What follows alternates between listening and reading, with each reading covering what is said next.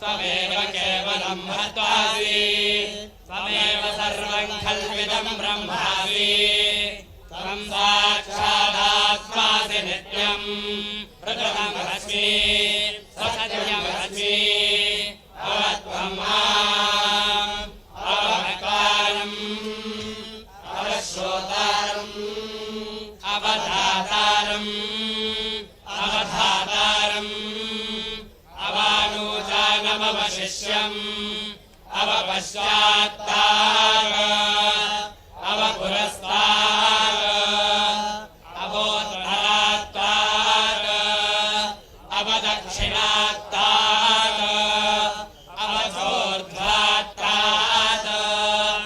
अवाधरात्तार सर्वतो मां पाहि पाहि समन्तात्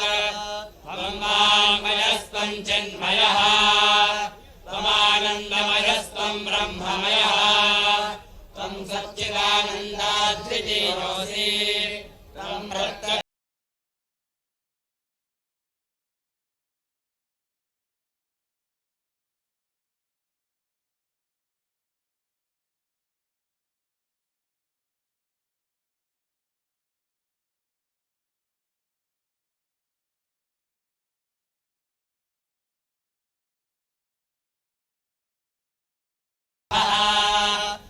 चत्वारि वाक्पदानि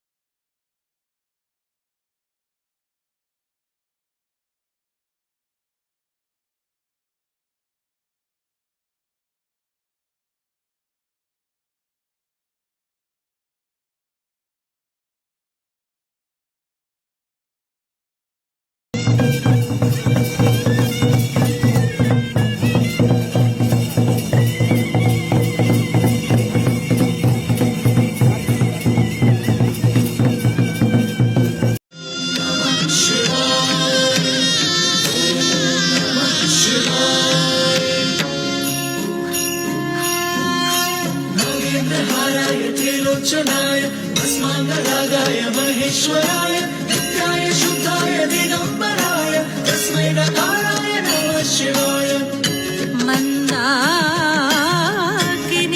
सलिलचन्दन चर्चिताय नन्दीश्वर प्रमथनाथ महेश्वराय मन्दार पुष्प बहु पुष्प सुपूजिताय तस्मै मकाराय नमः शिवाय शिवाय गौरी वदनाब्ज वृन्द सूर्याय वक्षा। आप सबने इस अलौकिक लोकार्पण अवतरण कहूंगा मैं, आदि गुरु फिर पधार गए हैं। उनके चरणों में प्रणाम। और आप सब पधारे, इसके लिए आप सबको बहुत धन्यवाद। ये 112 फीट की रुद्राक्ष की माला श्रृंगेरी जी से शंकराचार्य जी महाराज और उनके भक्त सब लेके आए हैं। उपयुक्त अवसर पर यह माला आदि गुरु को पहनाई जाएगी। अभी सुरक्षित रखते हैं, जैसे आप मुहूर्त देखेंगे तो फिर हम आपके हाथों से ही, हाँ, तो पादुका भी, प्रोजेक्ट कंप्लीट होगा तो पादुका भी आएगी। शंकराचार्य जी महाराज के चरणों में प्रणाम, आपको प्रणाम।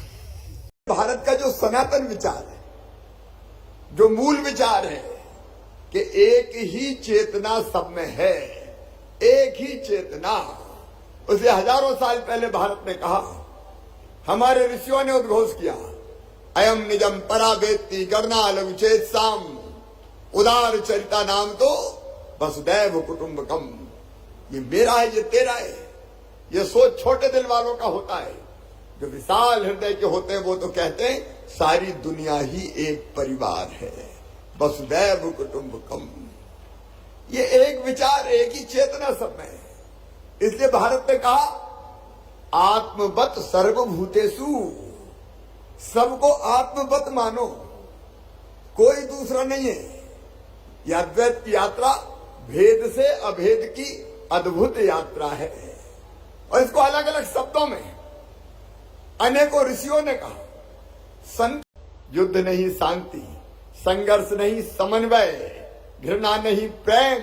ये संदेश केवल अद्वैत ही दे सकता है, केवल अद्वैत ही दे सकता है। और इसलिए मन में यह विचार आया कि आचार्य शंकर ने, आचार्य भगवान ने जिस विचार को पुनर्स्थापित करने का काम किया, उस समय कितने भेद थे, अलग अलग मत, मतांतर, उनके झगड़े, संघर्ष, सबको पंचायतन पूजा से उन्हें एक करने का काम किया, एक करने का काम किया। और मैं अंदर अंतरात्मा से ये मानता हूं, अंतरात्मा से, कि भौतिकता की अग्नि में दग्ध विश्व मानवता को शाश्वत शांति के पद का दिग्दर्शन कोई कराएगा तो ये अद्वैत दर्शन ही कराएगा, अद्वैत वेदांत ही कराएगा। और कोई दूसरा मार्ग दुनिया के पास नहीं है, और कोई दूसरा मार्ग दुनिया के पास नहीं है। और इसलिए मन में यह विचार आया कि आचार्य भगवान, जिनके कारण आज भारत है, जिनके कारण आज सनातन है, उन आचार्य भगवान की प्रतिमा, जब हम ओंकारेश्वर आए उस समय तो छोटी प्रतिमा थी, तब मन में आया कि एक विशाल मूर्ति आचार्य भगवान की यहां स्थापित की जानी चाहिए। और उसमें जो बात आई कि आचार्य शंकर की जो मूर्ति होगी उसका नाम क्या हो, तो एकात्मता की मूर्ति, स्टैच्यू ऑफ वननेस, पूरे भारत को और पूरी दुनिया को जो एकात्मता का संदेश देगी। और ऐसी भव्य मूर्ति, दिव्य, सचमुच में आज तो मैं खड़ा हुआ तो मैं देखते ही रह गया। ऐसा लग रहा था जैसे आचार्य भगवान एक टक देख रहे हो और सब पर आशीर्वाद की वर्षा कर रहे हो, सब पर आशीर्वाद की वर्षा कर रहे हो। यह एकात्मता की मूर्ति स्थापित हो गई है। इसके बाद अद्वैत लोक का हमने भूमि पूजन कर दिया है।